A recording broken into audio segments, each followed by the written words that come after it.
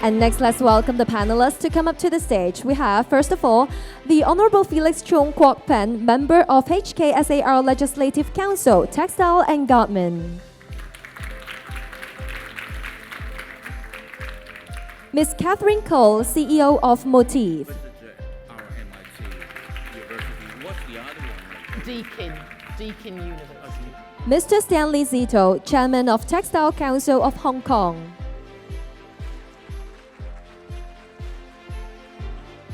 And Mr. George Yeung, Director of Operations of Jeanswest Corporation.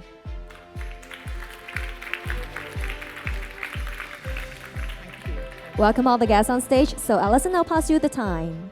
Thank you very much. Hello everyone and welcome to the panel session this morning. We're so pleased to have you all here, so thank you for attending.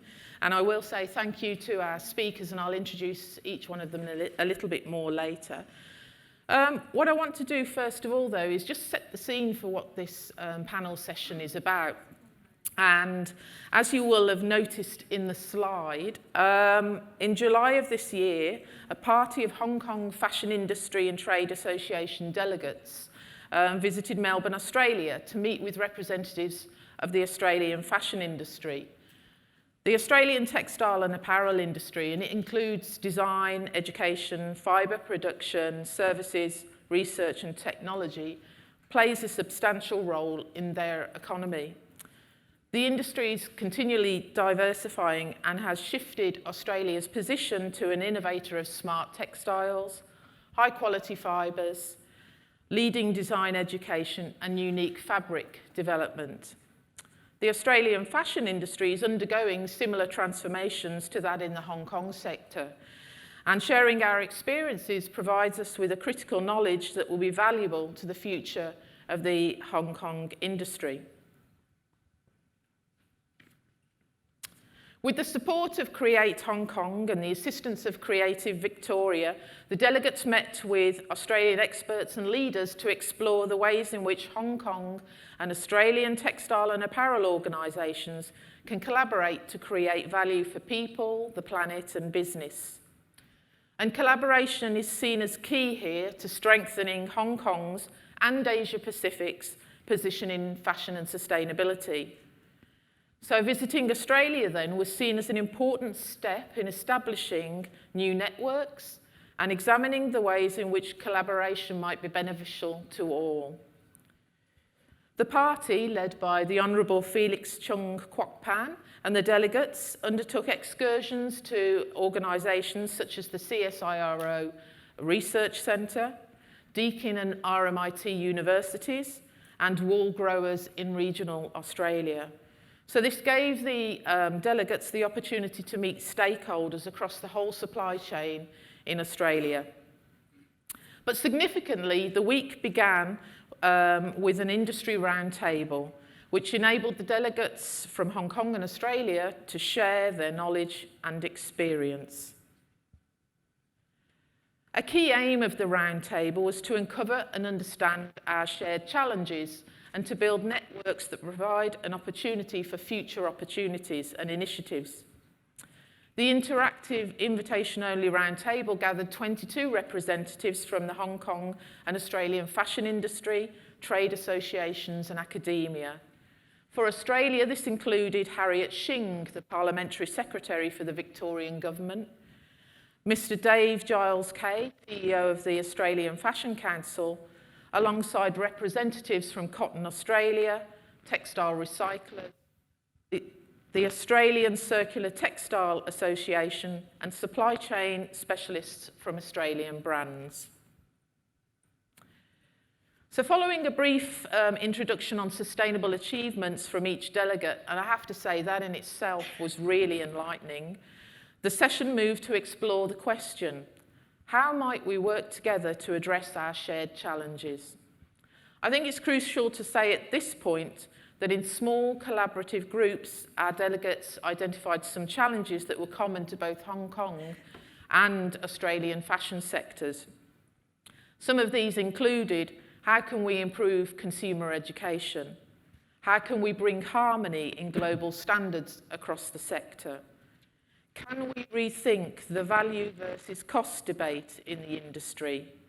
And where can government support or legislation assist in the sector? I would say, as an aside to all of this, obviously some of these points have been raised a number of times in presentations over the last day and a half. So it seems there really are some significant issues for many of us in the sector.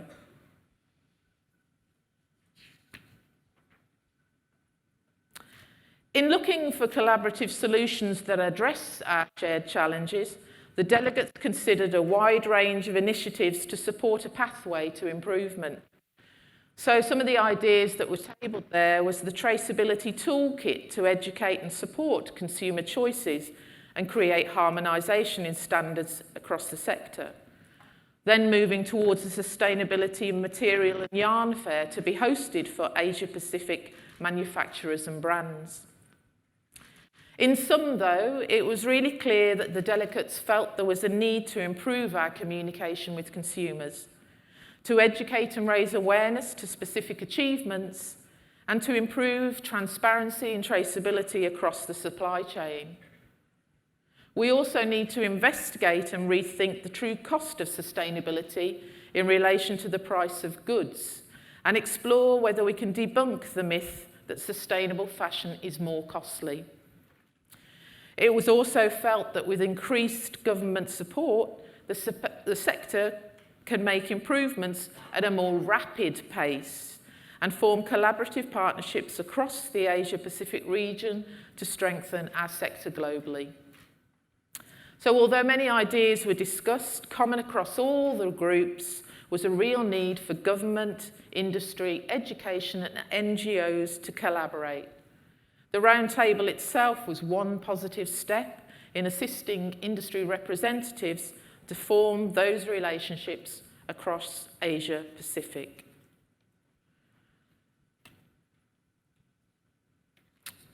In following on from the roundtable held in Australia, this panel session today looks to examine how we might see Hong Kong and the Asia Pacific strengthening its position in fashion and sustainability. And so I'm delighted to be able to introduce you to our speakers, three of whom formed part of the Hong Kong delegation that visited Australia in July. Firstly, I'd like to welcome the Honourable Felix Chung Kwok-pan, our member of the Hong Kong SAR Legislative Council for Textiles and Garments. I would like to welcome Mr. George Yeung, Director of Operations for the Jeanswest Corporation. I would like to welcome Miss Catherine Cole, CEO of MOTIF Alvanon. And I'd like to welcome Stanley Szeto, Chairman of the Textile Council of Hong Kong. We're just going to spend the next few minutes individually hearing from our speakers. So I'd like to invite Felix to say a few words first. Thank you, Alison. Well, good morning, ladies and gentlemen. It is my honor to share the Australian trip with everybody with you today. We had this trip at the end of July, which is just over a month ago. It was a very interesting trip.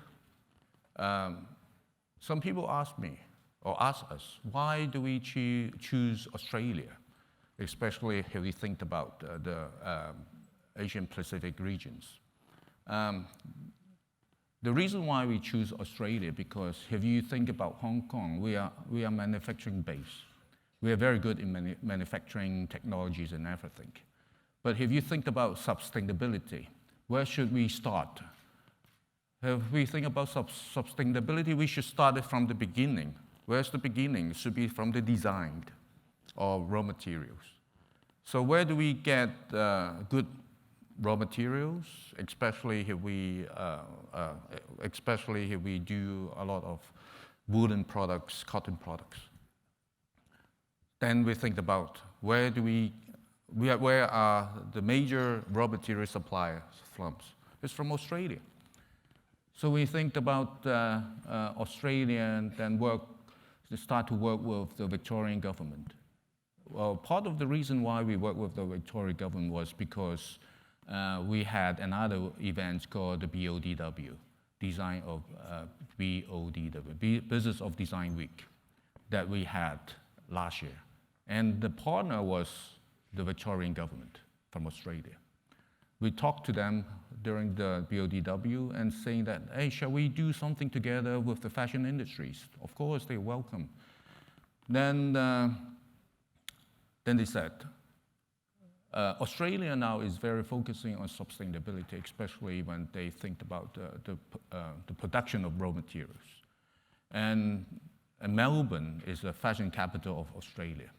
And that's why then we start to plan for our trip to Australia, especially in Melbourne. As Alison said, the finding we have from the round table was we need to do a lot of educations. Educate, firstly, the designers. When they design the products, they have to think about using sustainable raw materials, using a very sustainable way of manufacturing.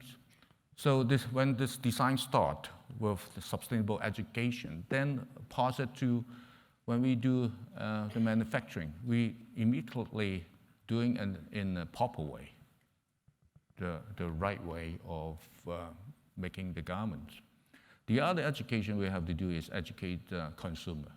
Tell them to buy smart, not to buy more, because especially the fast fashions ideas, so many just buy as much as they can because they're so cheap, because they're fashionable, but create a lot of wastage. So education is a very important key. The other thing is standardizations.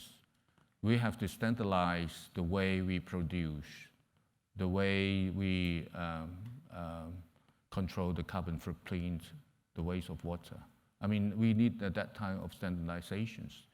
So that's why we went to Melbourne, because they have two very good universities. One is RMIT. They specialize in fashion design.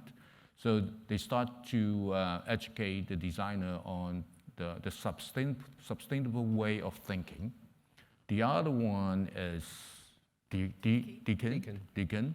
They are research-based, especially on raw materials. They start to think about some sustainable way of making new raw materials in cotton, in wool. And we also visit a wool farm, which has 175 years old. And this is the 6th generation. And the new owners of this wool farm, they also think about how to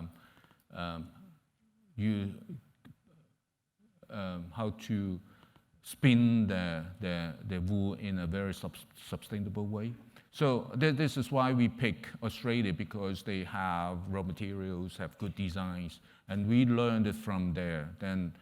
And how can we incorporate to our technologies the way we manufacture?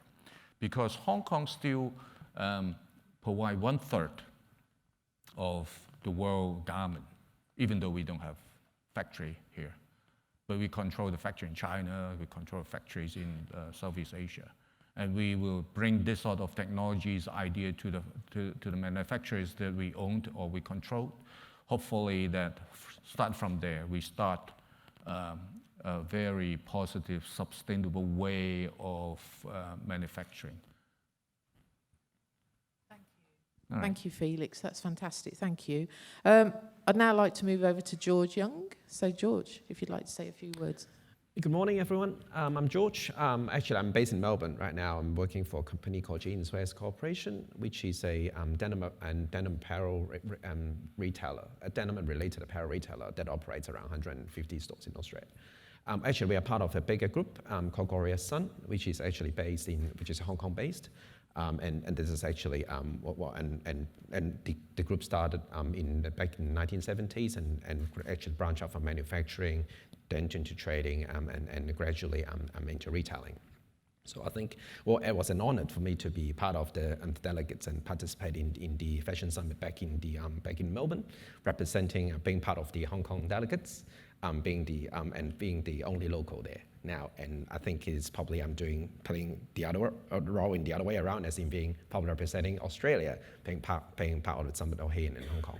So I think, well, I'm not going to repeat all the things that I think Felix has covered just now. And I think as a brief and as outlined, this is actually who I am, who Alison and Jeanswest actually is, and why I'm here. Thank you. Thank you, George. Thank you. I'll now hand over to Catherine. Catherine Cole. Yeah, sure. So I'm going to stand up just because it's I have some slides to show. So good morning. It's a real honor to be taking part in the Fashion Summit today and being part of this third Fashion Summit. So glad to be here. And I'm glad to follow Felix because he mentioned education. So I'm going to introduce you to MOTIF, and we're all around the mission of building skills and education for the apparel industry. But before I start, I just want to plant one question in your head. Many of you here are sustainability experts. You're in sustainability roles. But my question is, how far have we gone beyond the sustainability buzzword, and how much is sustainability integrated in what your teams are doing, what your companies are doing, and even more for this set the context for the panel today. Now we're thinking as a country, as Hong Kong, and then Asia Pacific. How much do we really understand sustainability? And to take it one step further, are we thinking about sustainable business? Because as Edwin pointed out this morning, we are in a crisis. This is an urgent situation, and companies are not going to be around much longer unless they're living and breathing this. So that's my segue into who MOTIF is. Our mission, again, is around the skills and capability building in the industry. Not many of you may have heard of us because we're fairly new. We just launched, actually just under a year ago. With all the disruption in the industry, we know what that is. It's AI, automation, digitization, and of course sustainability. And sustainability actually underlines a lot of these, because sustainability is all about efficiency and getting our product development right. But we know true sustainability is still a long way away. And there really is an important skills gap out there. And so MOTIF was founded by Alvanon, Hong Kong company Alvanon, because with their years of working with clients, brands, manufacturers, they were seeing this growing skill gap. And in many ways, because we have a retiring set of expertise that's going to be retiring in the next 5-10 years, and then we have this sudden need for new skills, a new blend of skills. So that's how MOTIF is founded. We are a platform for online education, professional training, continuing education for professionals who are already in their careers. We work with a wide range of, we collaborate with a wide range of content providers, everything from universities, companies, associations, technology providers, and individual experts who are practitioners. All of our courses, the idea around them is these are taught by practitioners. So we currently, we were just launched our product actually a year ago, October. We currently have 8 courses on our platform. These are all complemented with offline training, depending on who we're working with. You can see this is training and education for the apparel industry supply chain. Sustainability, of course, is one of our important topics. We do cover a wide range of topics, and we're now going into a deep dive in specific sustainability strategies, and we'll be working with different partners on that.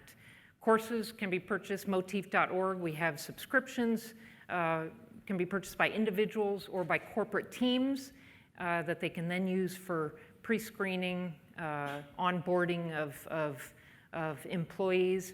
Most importantly, it's to help brands and retailers who are trying to bring training also to their suppliers. So the idea is the sustainability question is really a question for the industry, and how as companies do we think beyond just the borders of our company, but how do we build the ecosystem and raise the level of skills across the industry on these important subjects.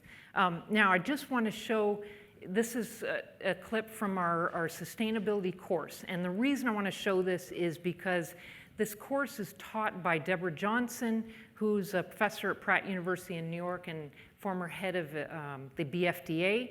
She was a speaker at the Fashion Summit 2 years ago, and the genesis of this course was the Fashion Summit 2 years ago. So that was when we first talked to her about how do we take the excellent training, in-person training they were doing in New York City and Brooklyn, how do we bring that to a wider audience? And that's really what MOTIF is about. So this is from our course. Hi, my name is Deborah Johnson. I'm the Executive Director of the Brooklyn Fashion and Design Accelerator. Welcome to our online course, Fashion and Sustainability, in association with Alvanon. Sustainability is such a complex topic. What we've done with this course is pull together all of the knowledge that we've accumulated over 10, even 15 years, and packaged it in a way that helps you start to dig into the complexity of integrating sustainable strategies into your own work. You know, when I think about it, when I started digging into it, it kind of comes at you like a tidal wave. There's so much information. Can you help us with kind of a broader definition of what we mean when we say sustainability? Yes, absolutely. So the landscape regarding sustainability is really vast and complicated, especially with regards to the fashion supply chain. So the way we look at it and the way we try to dig deeper in it with our brands and with our clients is by looking at 4 main topics to consider. So one would be human health, natural resources, the environment, and social equity. And that has to do with human labor. So in the next 10 episodes of this course, you'll be learning about all of these things that Tara and I have been talking about and a lot more. The complexity of sustainability starts by just beginning. And this is your start to learning about how to integrate these practices into your own design work. This course will follow a design and development team through 3 steps to understand and implement sustainable strategies within their company. You will start by framing your mission around values unique to you, your company, and your end consumer. You will learn how to describe the life cycle of your product from cradle to grave and consider the impact at each stage. And finally, you will learn about sustainable design strategies that you can employ as you pursue your mission. And remember, this course is about finding a common language for better decision-making. Whether you are involved in design, manufacturing, or management, you too can have an impact.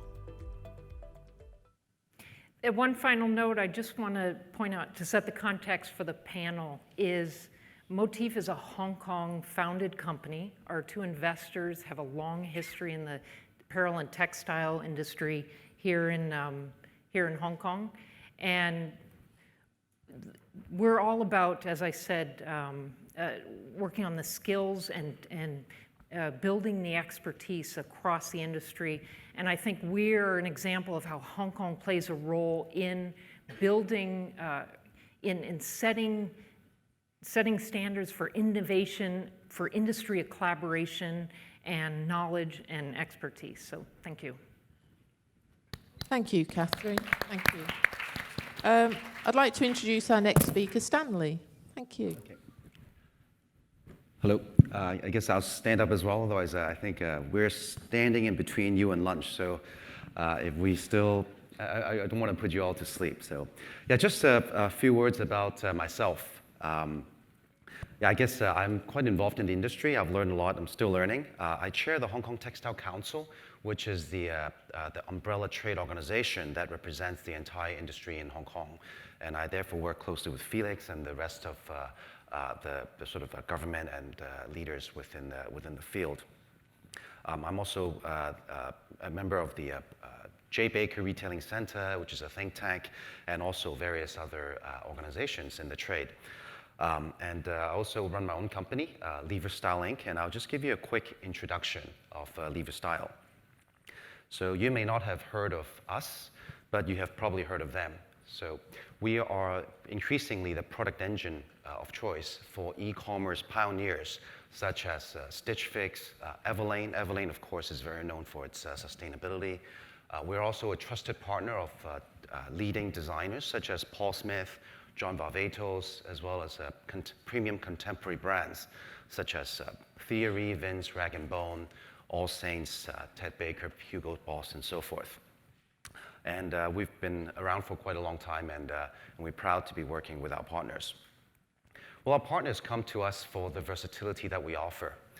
We produce a wide, sort of the industry-leading range of product categories in a large array of factories and countries in the region. Most importantly, for these digital pioneers, we can support them with small order sizes and quick lead times. Over decades of working with the world's most discerning designers, we have developed technical know-how and product development capabilities that allow us to support our customers much better. And we were investing in sustainability long before it became a buzzword. I think more than 10 years ago, we partnered with WWF to be globally the first apparel company to work on the low carbon manufacturing program. We're also a founding member of the Sustainable Fashion Business Consortium. This was, again, over 10 years ago. And so people say, are people jumping onto the sustainability bandwagon? Sometimes we think to ourselves, yeah, we sort of helped create that bandwagon. And over the past 10 plus years of being involved in sustainability, we have made some observations about the sort of 30,000 feet trends. And I'm looking forward to sharing some of the observations we've made in the panel. Thank you. Thank you, Stanley. That's terrific. Thank you. Soon there'll be a QR code that will come up. Oh, there you go. It's there.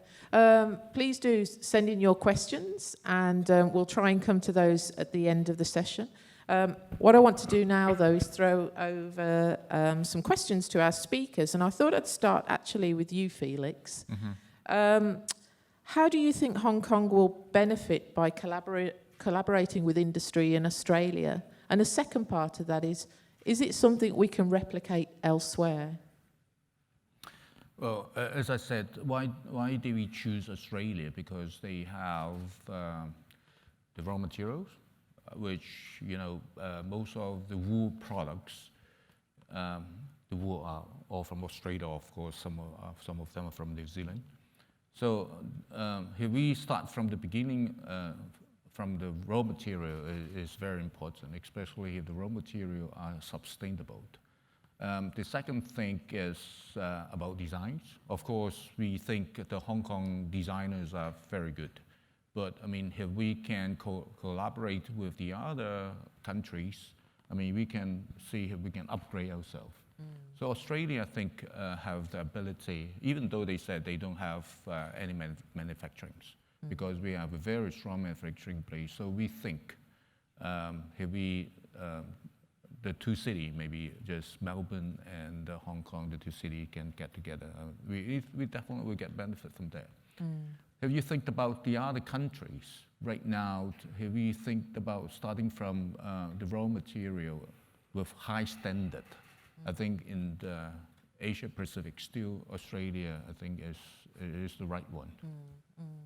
And actually, George, I thought I'd come to you. What's your view on this about Hong Kong establishing other relationships with, well, Australia, but also other countries? How has that benefited Jeanswest, for example?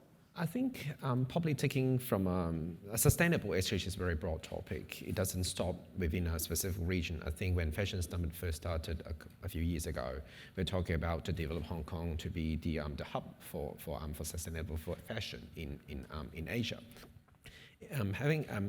Having Australia being part of it now, it's been expanding from a geographic location perspective, as in it's not just Asia, it's also, I think, Asia Pacific, because I think depends on how you interpret it. Some people would interpret Australia as part of Asia, but some of them will probably feel more comfortable with saying, okay, let's broaden into the Asia Pacific. I think from an Australia perspective, as Felix outlines just now, I think from an overall supply chain setup, I think Australia is probably would have from raw materials perhaps, and also from upstream also design perspective. We've got quite strong base in education and providing more materials, and Australia has been famous for that. And also at the other end, there is also a retailing component, which I think, however, most of the Australian retailers are quite local based. What Australia is lacking is perhaps the thing that's in the middle part, which is more the manufacturing kind of thing. Australia has never been a strong manufacturer. It does have some manufacturing previously, but not in fashion and apparel, but probably more so in the heavy industry, such as car and some others. So when you put the two together, as in Hong Kong and Australia together, as in, I think there is definitely very good collaboration opportunities, because Hong Kong's strength is exactly where Australia is short of. Perhaps the manufacturing base, the global view, global supply chain, and that kind of thing. As while Hong Kong may not have local manufacturing, but they do have manufacturing expertise. So I think putting the two together, say like Hong Kong, Melbourne, for example, or maybe even Australia, for example, will actually have got natural synergy for that specific region. It can complete the whole global supply chain. I think Hong Kong and Australia will, or Victoria in particular, where the fashion hub actually is in Australia, both cities or both places actually will benefit from the collaboration. Oh, no, that's really interesting, actually, George. Actually, it sort of leads on to another question, which is, if Hong Kong establishes collaborations across the region, would that put the Asia Pacific in a stronger position, you think, as a leader in fashion and sustainability? Stanley, do you think is that a place for us? Well, I believe that our industry is a global one, and we as Hong Kong companies need to work with anybody and everybody on this initiative. And this kind of, it's not really about Hong Kong and Australia, Hong Kong and Southeast Asia, or Hong Kong and the region. It's about sort of partnerships with a lot of different brands around the world. And if you allow me to sort of go off on a little bit of a tangent, one of the observations we've made is sustainability going forward is going to become not a luxury or something they can choose to do or not. It's going to be the cost of doing business. If you think back maybe 15, 20 years ago, there was a whole social compliance movement. Why did it start? It's because of consumers. Was it Nike or Gap or somebody had some stores being picketed in the U.S. because some university students said, hey, these clothes are being made in sweatshops, and we're gonna boycott that, and we're gonna make a big PR fuss for you, so that you will lose business. And brands responded to that, and then started studying the supply chain to understand, hey, our suppliers paying their workers properly? Are the workers being abused? Are there sort of child labor? Sure, there were some brands that were probably just altruistic and they just loved these third world sewing workers and they just wanted to protect them. But probably being cynical about it, a larger number of these brands jumped onto the bandwagon, because if we don't do this, consumers are going to find out and they're going to boycott the brand, and we better fix our supply chain to rid of these problems before the consumers show up at our stores. And sort of now looking back at sustainability, I see a lot of parallels. At the moment, there are a lot of brands. Actually, there are a few brands. I mean, for example, Alvanon is one. Patagonia is another one people talk about. That maybe its management truly is very, very concerned about the environment and they want to do something about it, and they're not going to buy from factories or fabric mills that don't provide that don't unsustainable. But also increasingly, because the younger consumers are now saying, hey, we want to buy from brands that are sustainable. A lot of other brands, whether they like it or not, are saying, hey, we better figure out how to do this, because if not, we may get picketing in our stores, and that will be too late. So when brands recognize that, they're going to sort of demand that from their supply chain, from their factory partners, from their fabric mills. They're going to trace things back up, and So members of the supply chain, if we don't shape up and be ready for that, and we react only when the brands starts demanding it, or do this or else, it could be too late. So it's a matter of survival, and I'm echoing Edwin, who said that this morning. It's not a matter of choice. If you don't do this, it's in a matter of time. It's a matter of when, not if. You're not going to be sustainable as a business. You're going to be out of the game. One quick point from that. The demand you're seeing from brands that you're working with who want to obviously engage with sustainability much more, are brands in the Asia Pacific responding in the same way? Because obviously some of the brands that you're working with are based in the States or in Europe. Are you seeing that here in the Asia Pacific? Maybe not at the moment, not as much, but it's just a matter of time because consumers are going to get there, and there will be some corporate bosses who feel strongly about this issue. Of course, the U.S., being in the forefront in a variety of things, sustainability, it's at least for maybe not the government, but for some of the brands and the consumers, they are really pushing, driving it at the forefront. But I believe that the rest of the world will follow and follow very quickly.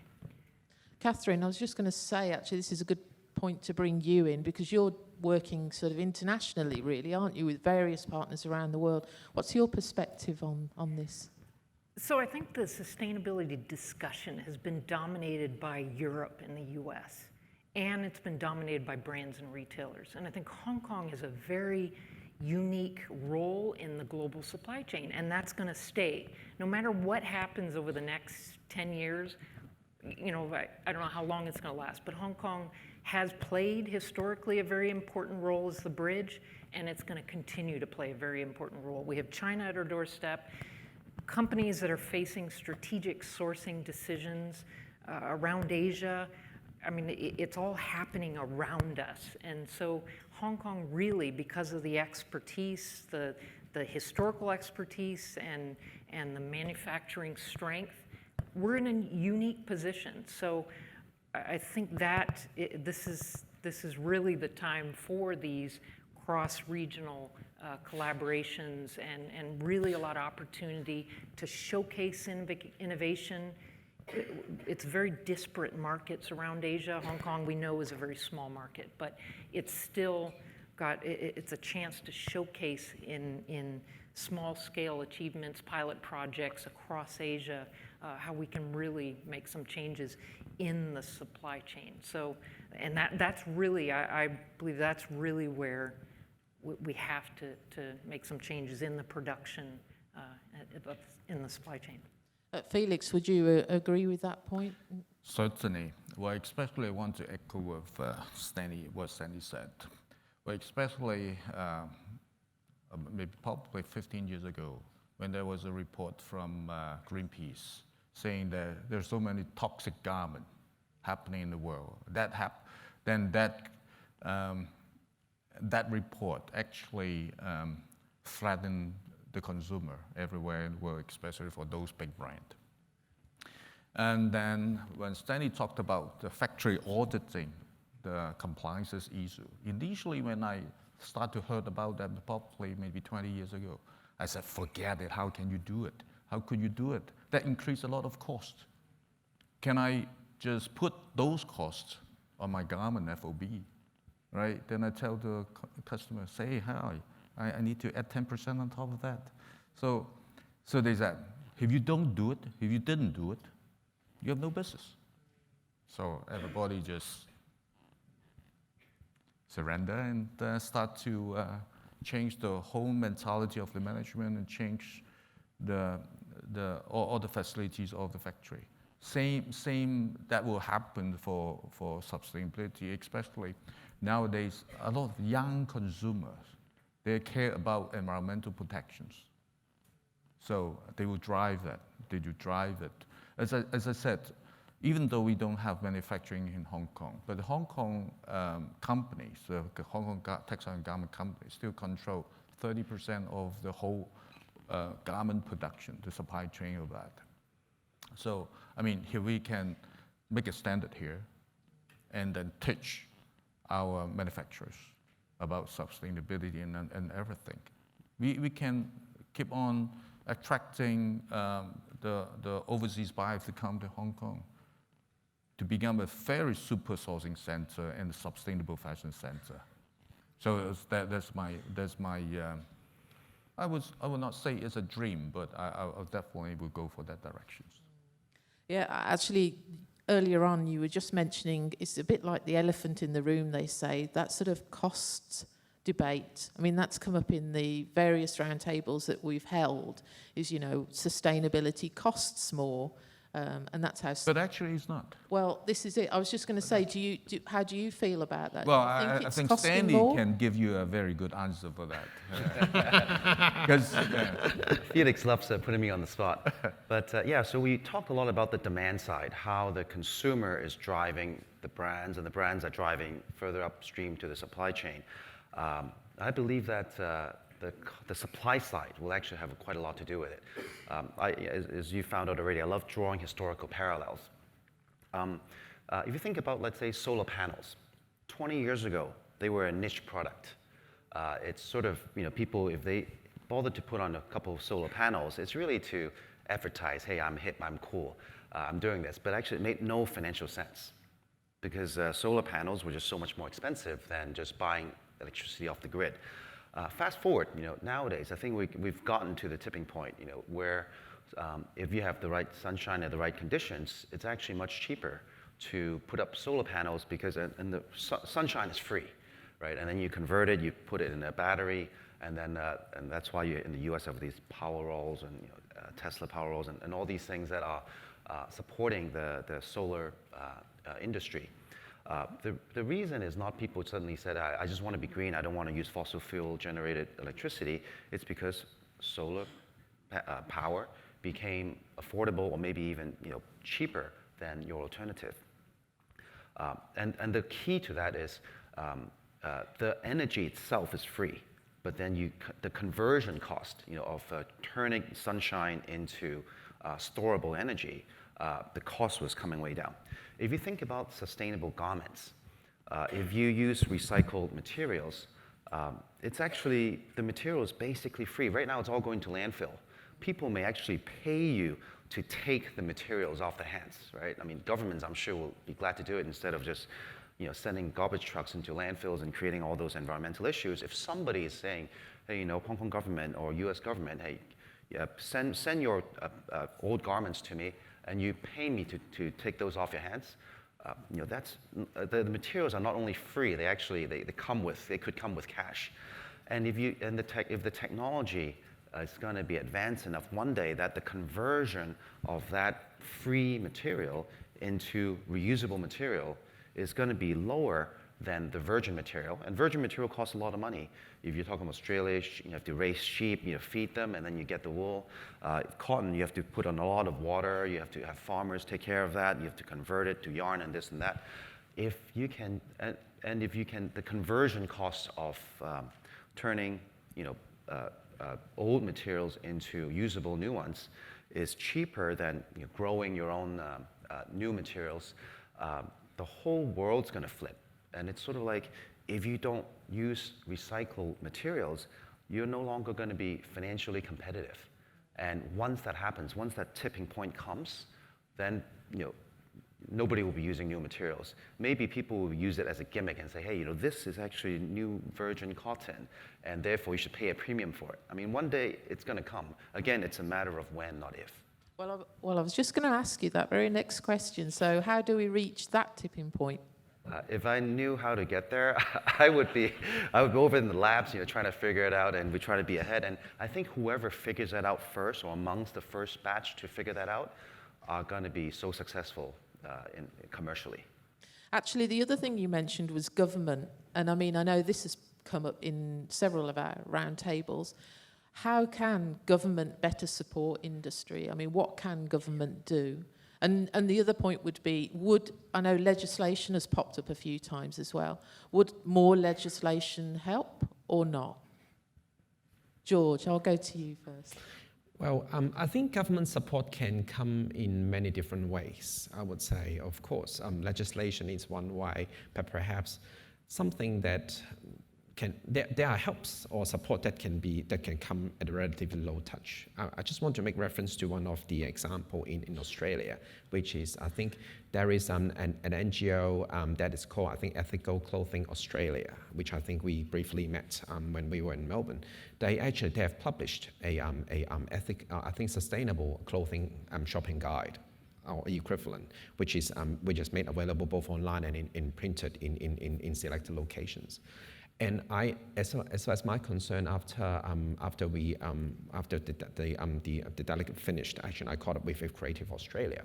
What actually Michelle and Michael shared with me is actually they're working with also Visit Victoria, which is to incorporate that fashion shopping guide into the official, I would say, tourist or I would say tourism promotion materials. I think this is somewhat a low-touch approach. It's in saying incorporating that, acknowledging there is such thing or such initiative or some anchor point when shoppers come from international overseas, I think both locally or outside of Victoria when they come and shop in Melbourne. Hey, that we have got this offering here.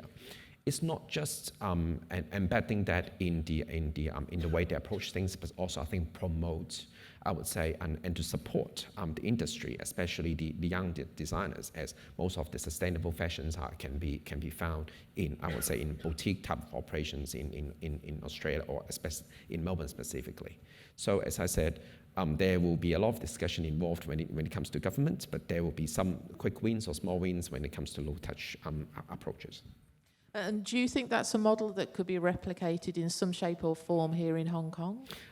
To an extent, yes, and I believe there are also some, I would say, local operators from shopping centres that are quite supportive to sustainable fashion. I would say, I think one of the operators, which I believe is Laws Group, I think they have got a D2 place.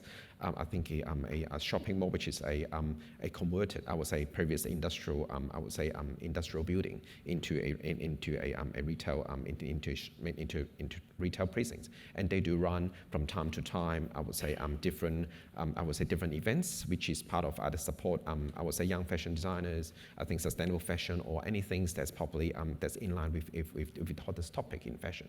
So I think there will be more models and more operators that will buy into sustainability and or equivalent, I would say, fashion themes, which I would say which will in turn support both local, industry, both I think from retail designers and perhaps manufacturing as well. Actually, Catherine, it's just bringing me to the point of education.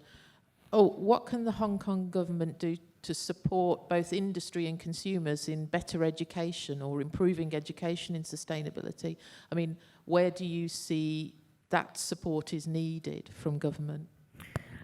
So, I mean, I think going back to how the government and can support. So if you look at the drivers of sustainability, it's legislation, it's process improvements, it's maybe consumer education, and technology or supporting the technology. So, okay, regulation is one way. I think the biggest role for the government and here in Hong Kong, we're already seeing examples of this, is ways they can support innovation around the other three. So how does the government support? It's making sure that ecosystem for spurring innovation is there, and it's by making sure there's access to capital and just supporting so that the wheels are greased for everything else to happen, and basically then government gets out of the way and lets it happen. So education is important, and I believe the Hong Kong government's already doing a lot around this with vocational training for the workforce in Hong Kong. But I think, and what we're promoting is more as the industry. I think education, it's really an industry responsibility also to join forces, and because education, there's a learning life cycle, and it used to be you graduated from university and you went into your career for 40 years. So skills are are becoming obsolete quicker. So the government's role is in the, primary through tertiary education. But then there's an ongoing education that needs to happen, continuous learning. So the government, yes, plays a role in that, but also I think it's important that they allow innovation and collaboration from the industry and create the infrastructure so that continuing professional education can happen. But also brands, companies need to be involved in that. There's many players that need to be involved in that to make sure that happens. And what about you, Stanley? What would you like to see from more in terms of government support for yours? Sure. For one thing, I'm a person anti-legislation. I don't believe that putting in regulations and legislation to force people to do things is the right way to go about it. But when thinking about this, I always go back to basics. So economics 101. Everything's about supply and demand. And the government can actually do a lot on both sides. On the demand side, we've talked about earlier about how consumers are now driving brands, and then brands will drive the supply chain. If the government can sort of educate the general public, not just the tertiary education, people involved in this industry, but just in general. I remember when I was younger, the government would run these campaigns about, hey, don't trash up the city.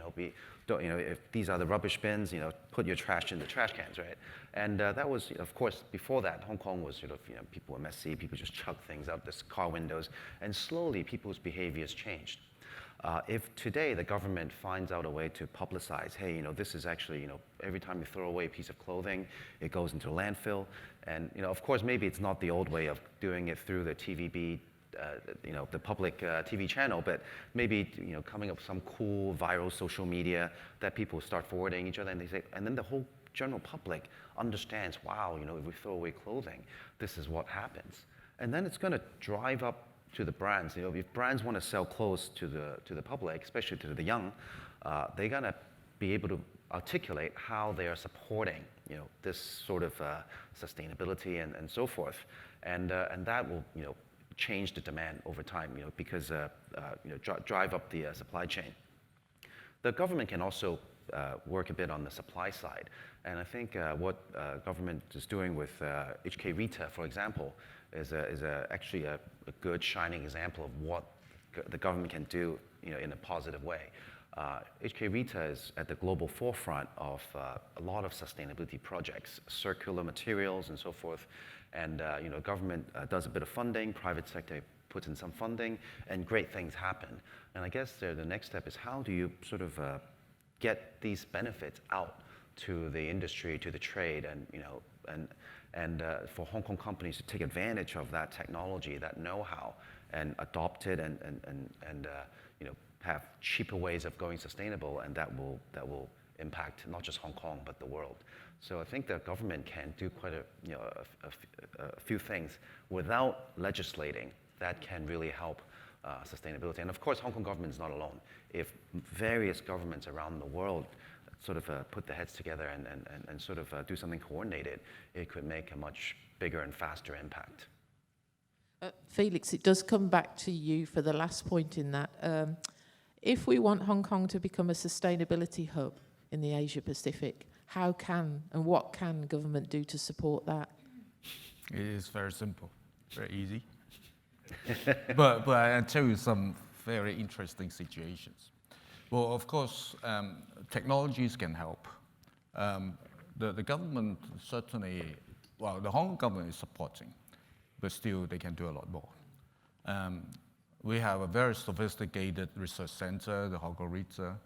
Our CEO, Kelvin, is at the back, Alvanon is at the back, right? He's building up a lot of new technologies, and some of them are very well done and can be commercialized. One very good example is, of course, our recycling mill, the upcycling mill, and the boss is at the back too. Right. So, I mean, a lot of people, they do not know, especially the Hong Kong people. Hong Kong is so small, but every year, you know how many unused garments are dumped in the landfill? is about 25,000 of football fields. Hong Kong is a small place, but we dump that much of unused garment into the landfill. So, I mean, so the technology would definitely help us to solve a little of the problems. I asked the government, well, actually we had a proposal given to the Hong Kong government on how to build Hong Kong as a Asia sustainable fashion hub. The reply is very positive. I worked with the financial secretary asking him to give us some funding, and he promised. Oh, good. Very good. But he needs a bureau to take that up. But because that proposal involved in fashion belongs to the CEBD, Commercial Economics Industrial Bureau, all right? And then because it involves new technologies, that becomes in the Innovation and Technology Bureau. Right. And because sustainability involved in environmental, right. And that involved into Environmental Bureau. So one proposal involved in 3 different bureaus. And nobody wants to take that up. No. That's the problem of the Hong Kong government right now. So they say, oh, wow, this belongs to Edward Yao. No, that belongs to Nick Yao. And that belongs to the KS, the Environmental Bureaus, the Secretary of the Environmental Bureau. So finally, I've got nothing, even though the money is prepared. So sad. So sad. It's really pretty sad. So I'm going to work that out again. I'm not to give that out. I'm not going to give them that up. And I'll see the chief executive next week. Yeah. Then I'll tell her, hey, come on. This is the problem of the Hong Kong government. Not just the crisis we have right now. It's a lot of internal problems they have to solve. Okay? So hopefully by the time next year, the 4th Fashion Summit will tell you some good news for everybody. Actually, I have to say, Felix, I don't think anybody in the room doubts your enthusiasm and dedication to make things happen. So I have to say, well done for being like that. They're very lucky, the Hong Kong industry, that you're that passionate. Actually, I'm going to come on to the questions that we've received from the audience. There is a fantastic first question, actually, which I think follows on really nicely from what you've just been talking about. So, how does the positioning of Hong Kong as sustainable fashion hub become visible? I think that's a really good question, actually. There are more components to that question. But say it becomes a reality, Felix. How do you make the rest of the world know that Hong Kong is a sustainability hub? Well, as I said, I hope that I can get a real policy from the Hong Kong government saying to support us to become a sustainable fashion hub. But without that support, I mean, we really have the ability to do it. As I said, Hong Kong companies control 1/3 of the world garment productions. We work together with the international brands, international companies, or setting up international standard. For example, the Hague Index. Yep. Right. So we follow that standard, and then certainly we continue to put that forward and ask our manufacturers or those that we can control in China, in Southeast Asia, to follow that standard. Definitely all the overseas retail chain buyers will be happy to see that. I don't think if you can ask, I'm so sorry to say that, Bangladesh manufacturers, whether they can follow exactly that, I don't believe that they have the knowledge or ability to do it right now. That's just an example. It's not insulting anyone. Right? I mean, sorry, Catherine. Sorry, I was just going to say, can I just bring up, we have 2 great examples, and I think Hong Kong's just starting, but HK Rita. Yeah. I mean, that's a great example of global collaboration, and I think it will only get better in marketing what's actually happening in Hong Kong. And the other one is the Mills Fabrica and their partnership with foundations like CNA with the Fashion for Good. I mean, I think those are two great examples that have really come up in the last few years to really showcase what's happening here. They both demonstrate the importance of collaboration, though, don't they? Which is where we started from, really, with this panel. It's about collaborating. I think I'll move on to another question, which this is quite actually interesting. What about other parts of Asia to partner with that are closer, but also more cost-effective? Indonesia, Malaysia, or Sri Lanka? Does anybody have any thoughts on other parts of Asia that we can collaborate with or partner with? Shall I go to you, George? Well, I'm sure we can partner with any countries having such a global supply chain operations and expertise across different sectors.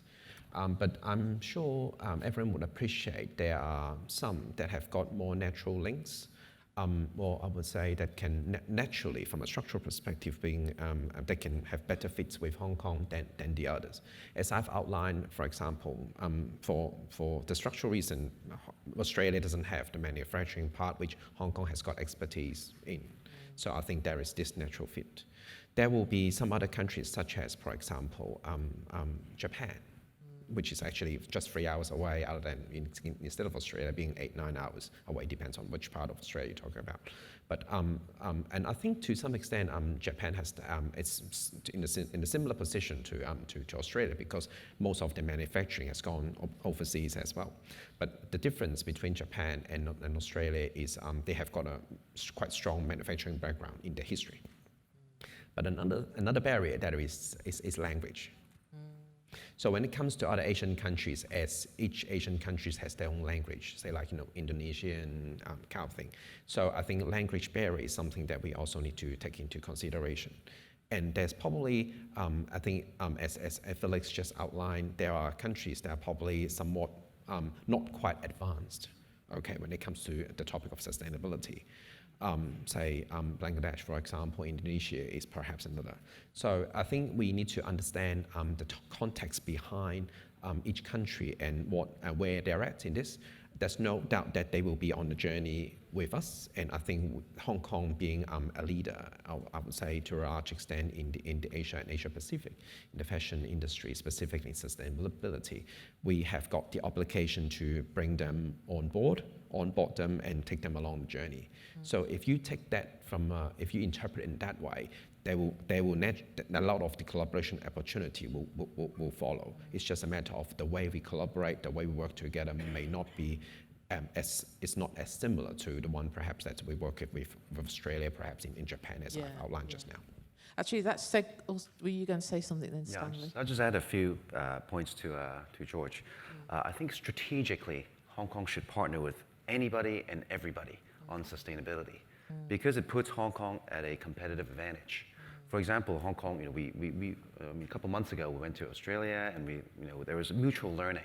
And imagine if Hong Kong can do that with Vietnam, with the US, there's a lot of mutual learning amongst these sort of initiatives. Over time, if Hong Kong has 20 such collaboration partners, it's going to learn from 20 different countries, and they understand the different concerns involved. Hong Kong's going to be so much more knowledgeable than any of its collaboration partners and anybody else, frankly. And if we want to make Hong Kong a sustainable sourcing hub, these collaborations are what will help Hong Kong become that role. And so I believe that strategically, Hong Kong should just partner with as many people as possible. Actually, that segues quite nicely into another question, which countries in Asia Pacific has more progress in achieving sustainability? I think I'll slightly rephrase that. Have you seen examples elsewhere in the Asia Pacific that you think would be advantageous to Hong Kong, or something we can replicate here in Hong Kong, or something that you see as it would benefit Hong Kong to have that relationship ongoing in the future? Shall I go to you, Catherine? Can you think has anything come your way that you've thought that's quite interesting within the Asia Pacific that you think Hong Kong would benefit from? Yeah, I think we're seeing pockets of it throughout in different countries. You know, the elephant in the room is China, and with the consumer market that it has, and on one side, but then the resources and position it's in to really make a difference in the industry. And I know Xi Jinping has made it part of his agenda in the last few years, but I think there's a lot of room there for some real showcase, and